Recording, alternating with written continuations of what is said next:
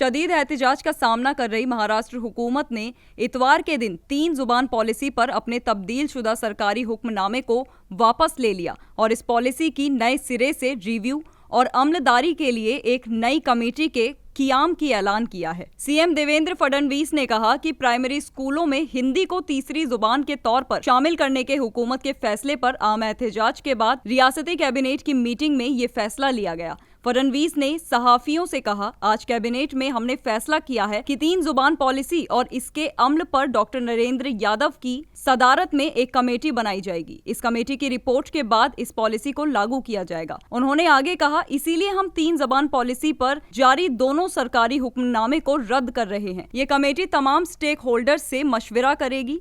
हमारे लिए मरकजी अहमियत मराठी जबान की है। महायुति हुकूमत की जानिब से अप्रैल में एक सरकारी हुक्मनामा जारी किया गया था जिसमें कहा गया था कि मराठी और इंग्लिश मीडियम स्कूलों में पहली से 5वीं क्लास तक हिंदी डिफॉल्ट तीसरी जुबान होगी। ये कदम मरकज की नेशनल एजुकेशन पॉलिसी 2020 के तदरीजी नफाज का हिस्सा था। इस ऐलान के बाद सियासी, समाजी और तहजीबी गिरोहों की जानिब से सख्त एहतिजाज सामने आया, जिसके बाद फडणवीस ने यू टर्न लेते हुए वाजे किया कि हिंदी लाजमी नहीं होगी और तलबा किसी और इलाकाई जबान का इंतखाब कर सकते हैं।